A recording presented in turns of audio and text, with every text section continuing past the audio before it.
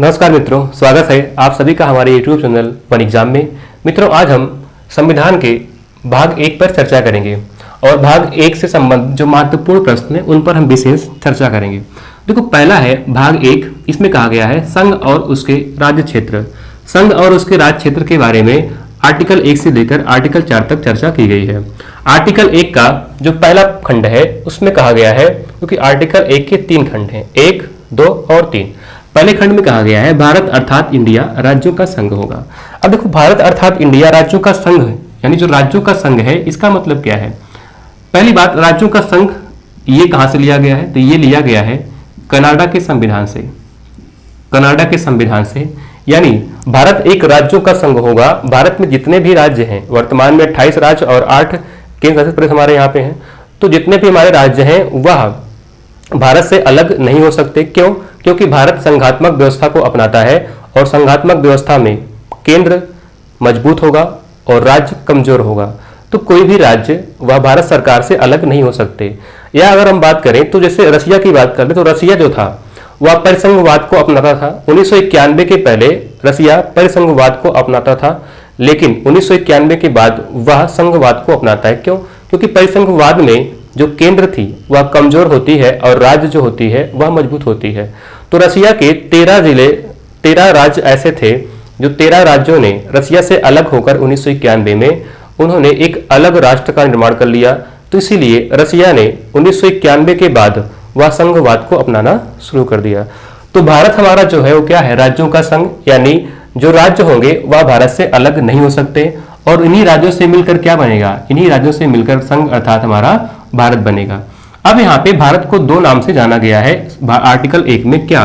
भारत अर्थात इंडिया, यानी भारत ही इंडिया होगा और इंडिया ही क्या होगा? भारत होगा। बाकी भारत के बहुत सारे नाम मिलते हैं। जैसे हम बात कर लें कि एक हमारा ट्रिक है, छोटी सी ट्रिक है, बिहार टी के नाम से। किस नाम से? बिहार टी। बिहार टी का मतलब क्या होगा? बी से होगा भारतवर्ष, क्योंकि हम जानते हैं भारत सबसे पहला जो नाम होता है भारत का वो भारतवर्ष ही होता है। क्योंकि दुष्यंत और जो शकुंतला के पुत्र थे उनका नाम था भरत और उन्हीं के नाम से ही भारत का नाम क्या पड़ा? भारतवर्ष नाम पड़ा। तो बी से क्या हो जाएगा? भारतवर्ष हो जाएगा। बी से भारतवर्ष, भारतवर्ष। आई से इंडिया, आई से क्या होगा? इंडिया। एच से होगा हिंदुस्तान, हिंदुस्तान। ए से होगा आर्यावर्त, आर्यावर्त, क्योंकि आर्यों ने क्या दिया? भारत को आर्यावर्त कहा। आर से बात करें तो आर से क्या हो जाएगा? रेवाखंड, रेवाखंड। और टी से हो जाएगा तिएंचू। तिएंचू आपको नाम से ही लग रहा है कि तिएंचू नाम किसने दिया होगा? तिएंचू। सभी लोग कमेंट करके बताइए कि जो भारत का तिएंचू नाम है वह तिएंचू नाम किसने दिया। अब हम बात करते हैं इसके सेकंड पॉइंट की। सेकंड पॉइंट में कहा गया है राज्य और उनके राज्य क्षेत्र। सेकंड पॉइंट में यह बात कही गई है कि राज्य और उनके राज्य क्षेत्र वो होंगे जिनका उल्लेख अनुसूची 1 में होगा। किसमें होगा? अनुसूची 1 में। और अनुसूची 1 में क्या उल्लेख है? अनुसूची 1 में 28 राज्य और 8 यूटी अर्थात केंद्र शासित प्रदेश का उल्लेख है। यही क्या होगा? यही राज्य और उनके राज्य क्षेत्र के अंतर्गत आएंगे। तीसरे पॉइंट में बात की गई है, तीसरे खंड में बात की गई है भारत के राज्य क्षेत्र। और अगर इसको भी हम 3 प्रकार से बांटें तो 3 का ए, 3 का बी और 3 का आर्टिकल 1 का खंड 3 और इसका सब क्लॉज ए हो जाएगा, ए बी सी। ए में कहा गया है राज्य आएंगे, यानी राज्य क्या आएंगे? जो भारत के 28 राज्य हैं वो राज्य के अंतर्गत आएंगे। और जो यूटी है अर्थात जो केंद्र शासित प्रदेश है वो केंद्र शासित प्रदेश के अंतर्गत आएंगे। उसके बाद तीसरा पॉइंट यहाँ पे महत्वपूर्ण है। तीसरा पॉइंट यहाँ पे कहा गया है अर्जित क्षेत्र। अर्जित क्षेत्र का मतलब क्या होता है? हो सकता है जैसे अगर हम बात करें कि भारतीय सेना कल का पूरा पाकिस्तान क्या कर रही है? पाकिस्तान में अटैक कर रही है और अटैक करके पूरा पाकिस्तान भारत में मिला ले रही है। तो उसको किस आधार पर भारत में मिलाया जाएगा? तो उसका जो आधार होगा वो क्या होगा? अर्जित क्षेत्र होगा। और अर्जित क्षेत्र के 3 आधार होते हैं, यानी किसी को अगर हम मिलाएंगे तो उसके 3 आधार हो सकते हैं। या तो हम क्या करें? डायरेक्ट अटैक कर दें उसके ऊपर, भारतीय सेना डायरेक्ट उसके ऊपर अटैक कर दे तो क्या होगा? वह जीत के द्वारा उसको मिलाएंगे। या तो हम क्या करें? उससे संधि कर लें, संधि या उससे हम समझौता कर लें, उसके आधार पर मिलाएं। और एक होता है दावा रहित क्षेत्र। हम कह दें कि ये हमारा पूरा एरिया है तो क्या हो जाएगा? वो दावा रहित क्षेत्र के अंतर्गत आएगा। तो अर्जित भूभाग के अंतर्गत 3 आधार के आधार पर किसी भी क्षेत्र को हम मिला सकते हैं। अगर हम पहले बात करें जीत के आधार पर जीत के द्वारा। तो जीत के द्वारा जैसे हम बात करें दादर नागर हवेली, दमन दीव और गोवा, आप सबको पता है, इतिहास में आप पढ़े होंगे कि दादर नागर हवेली, दमन दीव और गोवा ये सभी जो थे ये सभी पुर्तगालियों के अंडर में थे। पुर्तगाली, ये सभी पुर्तगाली के अंडर में थे। और जब भारत सरकार ने पुर्तगालियों से बात कही कि आप जो भी हमारा अधिकार क्षेत्र है, क्योंकि 47 की बात करें उस समय जब हम आज़ाद हुए, तो आज़ाद होने के बाद भारत में रियासती मंत्रालय का गठन किया गया और रियासती मंत्रालय का गठन करने के बाद उनका हेड बना दिया गया सरदार वल्लभ भाई पटेल जी को। तो सभी को, जितने भी रियासतें थे उनको भारत में मिलाया जा रहा था। तो भारत सरकार को लगा कि ये भी हमारा एक एरिया है और इसे भी हम भारत में मिलाएं, तभी हम अखंड भारत का निर्माण कर सकते हैं। तो भारत सरकार ने पुर्तगालियों से बात किया, तो पुर्तगालियों ने दादर नागर हवेली, दमन दीव और गोवा को भारत से देने से मना कर दिया। तो हम जानते हैं कि अगर कोई भी चीज अगर सही से नहीं मिल रही है तो भारत सरकार उससे आराम से, क्योंकि भारतीय सेना उस समय क्या थी, जवाब जो थी देने में एकदम एक्सपर्ट ही थी। तो यहाँ पे भारत सरकार ने क्या किया, भारतीय सेना को आदेश दिया। और जब भारतीय सेना यहाँ पहुंची तो भारतीय सेना ने यहाँ पे एक ऑपरेशन चलाया जिसका नाम था ऑपरेशन विजय। ऑपरेशन विजय, याद रखो, ऑपरेशन पोलो नहीं, ऑपरेशन विजय, क्योंकि ऑपरेशन पोलो जो था वह तो हैदराबाद को मिलाने के लिए हमने ऑपरेशन पोलो चलाया था, लेकिन ऑपरेशन जो विजय है हमने पुर्तगाली जो उपनिवेश था दादर नागर हवेली, दमन दीव और गोवा को, इनको मिलाने के लिए हमने ऑपरेशन विजय हमारी सेना चलाई। और ये ऑपरेशन जो विजय था ये चला था 17 दिसंबर से 19 दिसंबर 1961 के बीच। इस तरीके से हमने इसको जीत के आधार पर जो पुर्तगाली उपनिवेश था दादर नागर हवेली, दमन दीव, गोवा को भारत में मिला लिया। जब हमने भारत में मिलाया तो इनको अलग अलग यूटी का दर्जा दे दिया गया। जैसे अगर हम गोवा की बात करें तो गोवा को 1961 में एक केंद्र शासित प्रदेश बना दिया गया। इस तरीके से दादर नागर हवेली, दमन दीव इनको भी एक केंद्र शासित प्रदेश का दर्जा हमने दिया। लेकिन जब गोवा आगे चलकर ये गोवा जब समृद्ध हुआ तो गोवा को हमने क्या किया, 1987 में गोवा भारत का एक राज्य बन जाता है, क्योंकि आप जानते हैं कि गोवा भारत का 25वां राज्य बना। कब बना? 1987 में। और दादर नगर हवेली और दमन दीव दोनों यूटी बने रहे।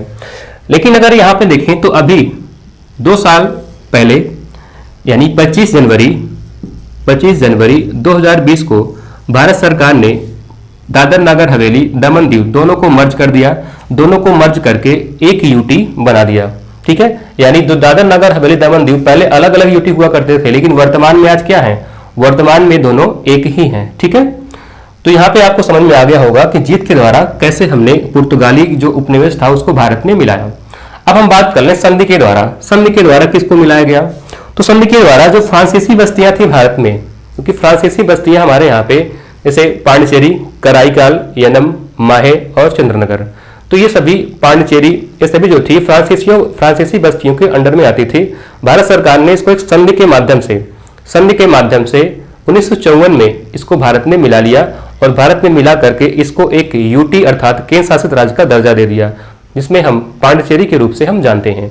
तो पांडिचेरी के जो अलग अलग जिले हैं वह अलग अलग राज्य में हैं। जैसे हम बात करें माहे, जो माहे है वो कहाँ पड़ता है? तो माहे पड़ता है केरल में। यानाम जो है वो कहाँ पड़ता है? आंध्र प्रदेश में। ऐसे चंद्रनगर जो है कहाँ पड़ता है? पश्चिम बंगाल में। तो अलग अलग इसके जिले जो है अलग अलग राज्य में है, लेकिन ये पांडिचेरी के अंतर्गत आते हैं। ठीक है, उसके बाद हमारा आता है दावा रहित क्षेत्र। दावा रहित क्षेत्र का मतलब क्या होता है? जैसे भारत सरकार किसी क्षेत्र को अपना मान ले कि हमारा क्षेत्र है और अपना दावा करे कि हमारा क्षेत्र है। जैसे हम बात करते हैं पीओके की, तो पीओके क्या है? हमारा है, वो तो हमारा है, सब लोग जानते हैं। ठीक है, तो वो हमारा क्षेत्र है, अर्थात हम किसी को अगर अपने क्षेत्र को दावा कर देते हैं तो क्या हो जाएगा? वो हमारा हो जाएगा। ये भी एक आधार होता है किसको? अर्जित क्षेत्र को भारत में मिलाने का। तो आपको इस समझ में आ गया होगा। अब आगे चलते हैं आर्टिकल 2 की तरफ से। आर्टिकल 2 में क्या है? आर्टिकल 2, ठीक है, आप सभी लोग नोट कर लीजिए, फिर हम आर्टिकल 2 की बात करते हैं। आर्टिकल 2 में, ठीक है, नोट करिए।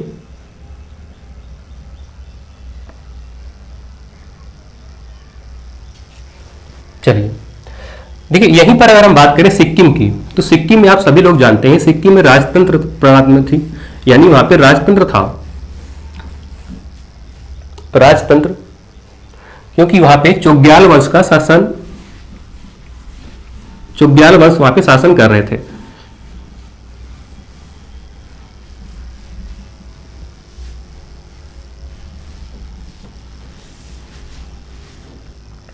देखिए अगर हम सिक्किम की बात करें सॉरी, देखिए सिक्किम, सिक्किम में राजतंत्र था और यहां पे चोग्याल वंश का, चोग्याल वंश के लोग यहां पे शासन कर रहे थे। जब भारत हमारा आजाद हुआ तो आजाद होने के बाद, आजाद होने के बाद, क्योंकि भारत आजाद होने के बाद रियासतें बहुत सारी थी भारत में, और सरदार वल्लभ भाई पटेल को उनका हेड बनाया गया रियासती मंत्रालय का, और सभी रियासतों को भारत में विलय कर लिया गया। तो सिक्किम जो था, सिक्किम की जनता ने सोचा कि भारत में यानी एक तंत्र, हमारे बगल वाले बॉर्डर पर राजतंत्र नहीं, वहां पे क्या है, लोकतंत्र है, हमारे यहाँ पे क्या है, राजतंत्र है। तो वहां की जनता ने क्यों, उन्होंने जनता सोचा कि हमारे यहाँ भी क्या हो, हमारे यहाँ भी लोकतंत्र हो। तो वहां की जनता ने लोकतंत्र की मांग करना शुरू कर दिया, और जब लोकतंत्र की मांग यहाँ पे करना शुरू किया तो चोग्याल वंश के जो शासक थे, इन्होंने क्या किया, इन्होंने मंत्रिपरिषद का गठन कर दिया, मंत्रिपरिषद का गठन किया, और गठन करने के बाद जो मंत्रिपरिषद है इसको सभी पावर दे दी गई। जैसे यहाँ पे वर्तमान में अगर हम बात करें ब्रिटेन जैसे, ब्रिटेन में क्या है, मंत्रिपरिषद है, तो ब्रिटेन में भी राजा हैं, लेकिन राजा जो है नामात्र का है। वैसे यहाँ भी जो था, चोग्याल वंश ने जब मंत्रिपरिषद गठन किया तो मंत्रिपरिषद को पूरी पावर दे दी गई, यहाँ पे राजा जो था वो नामात्र का रह गया। लेकिन यहाँ पे जनता ने जनता थी तब भी खुश नहीं हुई, जनता लगातार डिमांड कर रही थी किसकी, लोकतंत्र की। चोग्याल वंश ने सोचा, भारत सरकार से एक संधि की, और भारत सरकार संधि करने के बाद चोग्याल वंश ने कहा कि भारतीय पार्लियामेंट में सिक्किम से भी 2 लोकसभा के सांसद आप वहां पे रखिए। तो भारत सरकार ने इनसे कहा कि अगर आपके 2 लोकसभा के जो 2 एमपी होंगे हमारे भारत सरकार में या मंत्रिपरिषद में रहेंगे, तो उसके लिए हमको यहाँ पे आपको एक सहयोगी राज्य का दर्जा देना पड़ेगा। तो भारत सरकार ने क्या किया, भारत सरकार ने यहाँ पे एक अमेंडमेंट किया, और अमेंडमेंट क्या था, 35वां अमेंडमेंट था, और ये 35वां अमेंडमेंट हुआ था 1974 में। भारतीय संविधान में परिवर्तन करके सिक्किम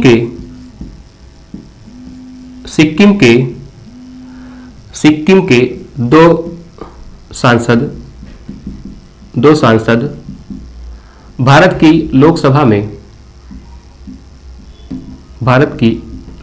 में रखने का प्रावधान किया,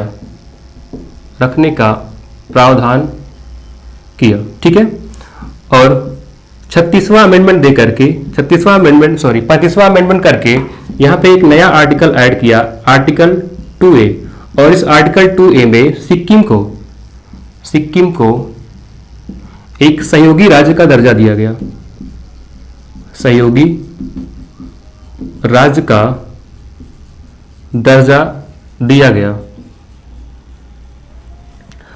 अब सहयोगी राज्य का दर्जा इनको दिया गया, तो भारत सरकार ने सोचा कि क्यों ना, क्योंकि उसमें 74 की बात थी, 74 की बात भी भारत सरकार ने सोचा कि अगर सिक्किम को हम नहीं मिलाएंगे, हो सकता है चाइना भी इनके ऊपर अटैक कर दे, और चाइना अटैक करेगा, चाइना इनको मिला लेगा। तो भारत सरकार ने सिक्किम के जो चोग्याल वंश के शासक थे, चोग्याल वंश से यानी इनसे बात किया कि ऐसा करिए, आप अपना विलय भारत में कर दीजिए।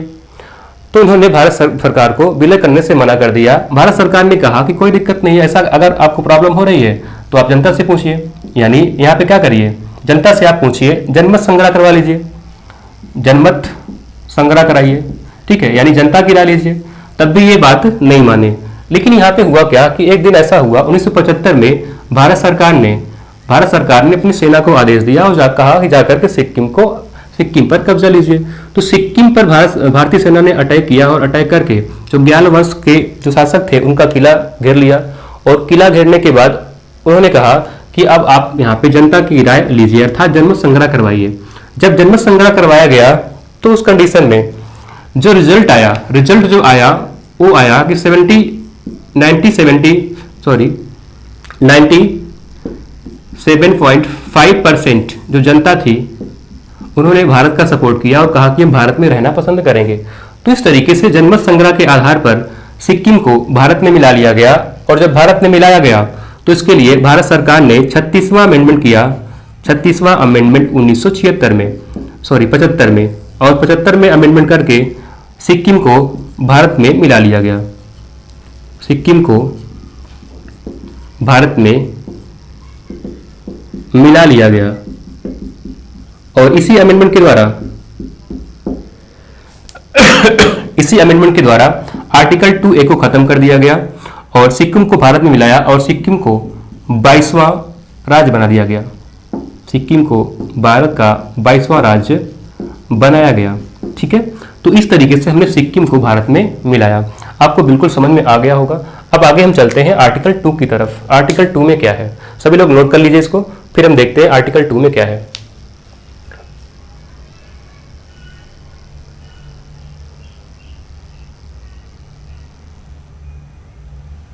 चलिए,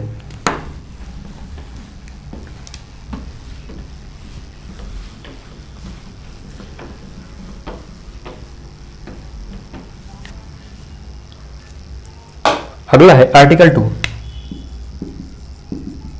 इसमें कहा गया है भारत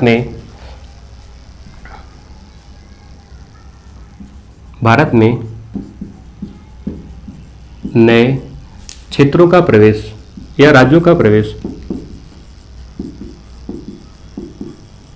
ठीक है, किसी भी खंड को भारत में मिलाना है, ठीक है, भारत में मिलाना है तो उसे आर्टिकल 2 के अंतर्गत मिलाया जाएगा। और अगर हम बात करें तो यह मिलाएगा कौन या इसके लिए कानून कौन बनाएगा, तो इसके लिए कानून बनाएगा संसद। ठीक है, तो भारत में नए राज्यों का प्रवेश जो होगा वो आर्टिकल 2 के अंतर्गत किया जाएगा और कौन करेगा, संसद करेगा। उसके बाद आता है आर्टिकल 3। आर्टिकल 3 में क्या है, आर्टिकल 3 में कहा गया है संसद साधारण बहुमत के द्वारा, संसद साधारण बहुमत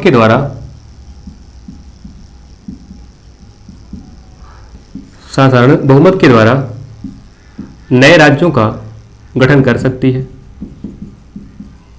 नए राज्यों का गठन कर सकती है। दूसरा पॉइंट यहां पे कहा गया कि संसद साधारण बहुमत के द्वारा राज्यों का क्षेत्र बढ़ा सकती है, राज्यों का क्षेत्र बढ़ा सकती है।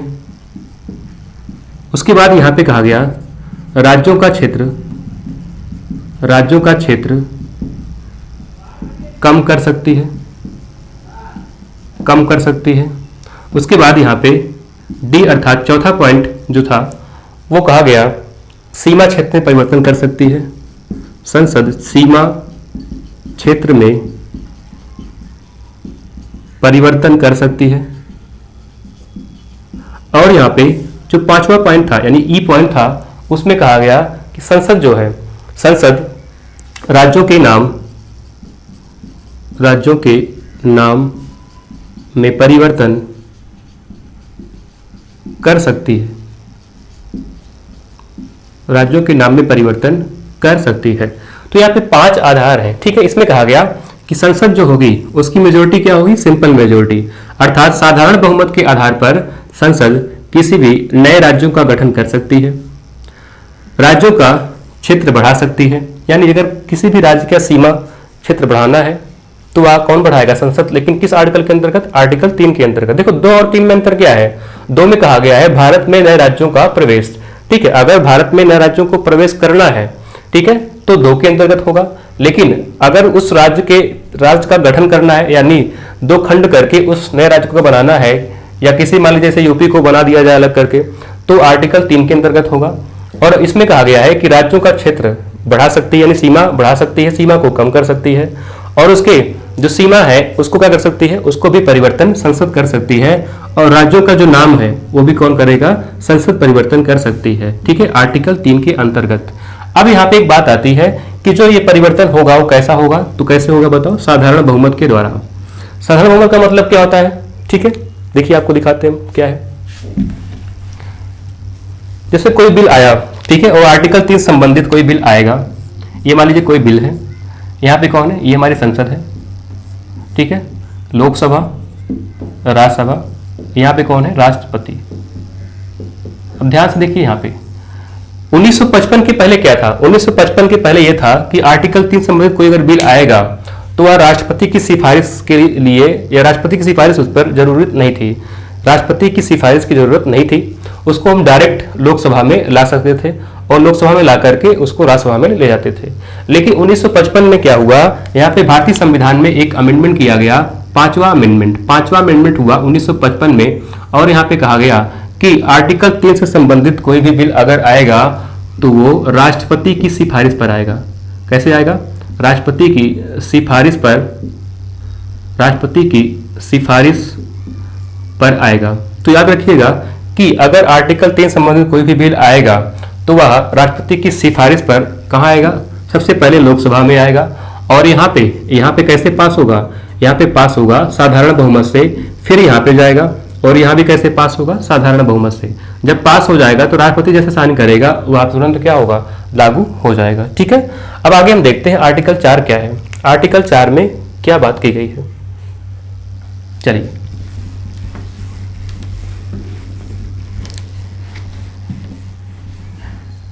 देखिए, अगला है हमारा आर्टिकल 4 और इस भाग का अंतिम आर्टिकल है। आर्टिकल 4 में कहा गया है कि आर्टिकल 2 और 3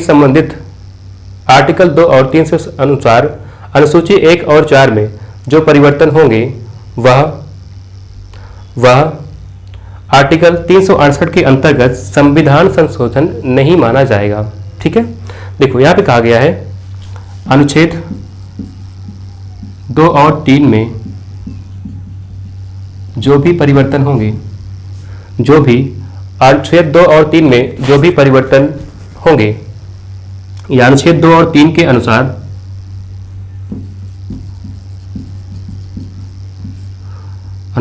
अनुसूची 1 और अनुसूची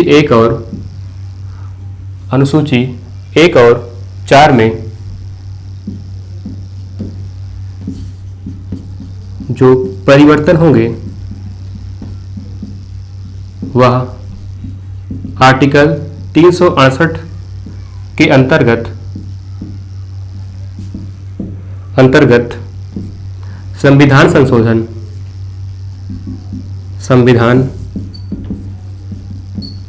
संशोधन नहीं माना जाएगा,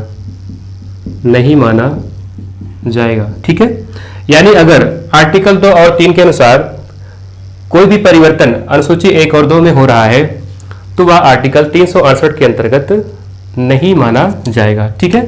तो ये था हमारा भाग 1, और आप सभी को भाग 1 कैसा लगा आप लोग कमेंट करके बताइएगा।